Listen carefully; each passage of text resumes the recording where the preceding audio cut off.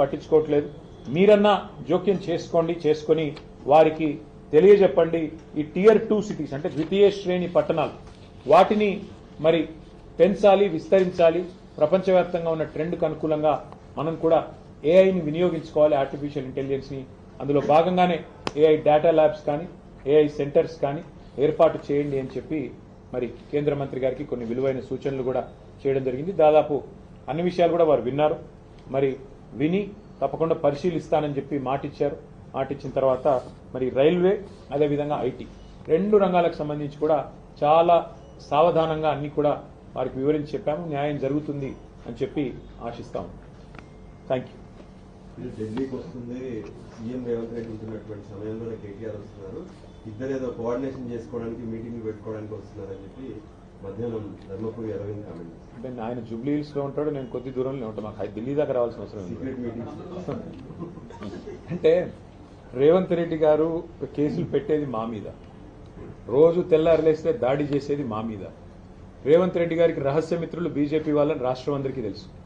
ఎందుకు ఇప్పుడు కేంద్ర మంత్రి బండి సంజయ్ గారి కొడుకును 9 రోజులు అరెస్ట్ చేయకుండా కాపాడింది రేవంత్ రెడ్డి గారు అని అందరికీ తెలుసు.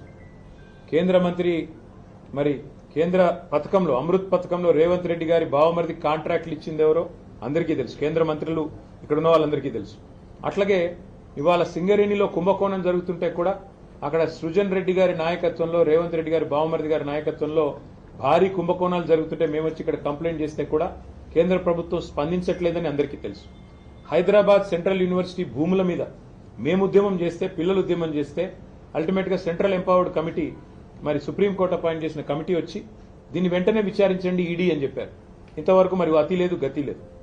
ఈడీ దాడులు జరిగితే రాష్ట్రంలో మంత్రుల మీద, పొంగులేటి శ్రీనివాసరెడ్డి మీద 2 ఏళ్ల తర్వాత కూడా ఇంతవరకు కేసు లేదు.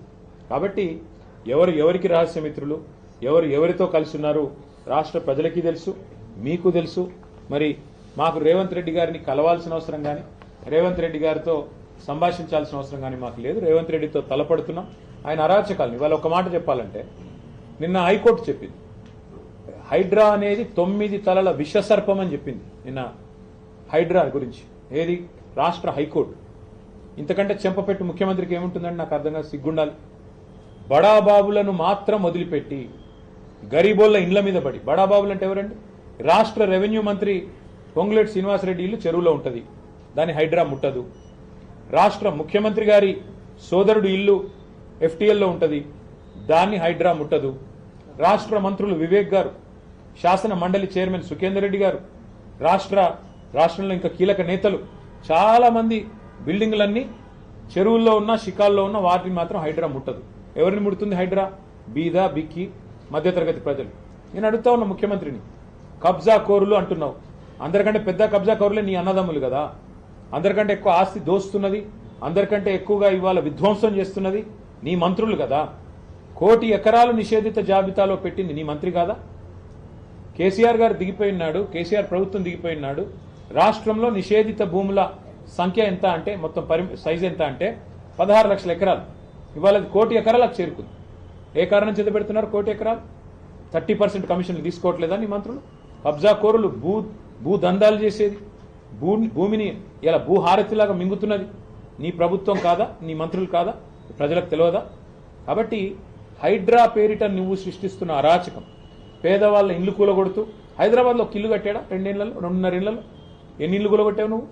కొన్ని వేల ఇల్లు హైదరాబాద్లో కూలగొట్టి, ఒక్క ఇల్లు కట్టకుండా, ఒక్క ఇటుక పెట్టకుండా విధ్వంసం సృష్టించి, రియల్ ఎస్టేట్ను కుప్పగూల్చి నువ్వు డబ్బులు చేసుకుంటున్నావు. పెద్ద పెద్ద ఈ బిల్డర్లు ఇవాళ చెరువుల్లో ఇల్లు కడుతుంటే, పెద్ద పెద్ద బిల్డింగ్లు కడుతుంటే నీకు కనబడదు, కానీ ఇవాళ పెద్ద పెద్ద మాటలు. అందుకే మేము అనేది హైడ్రా అనేది it has become a blackmailing extortion tool of Revanth Reddy.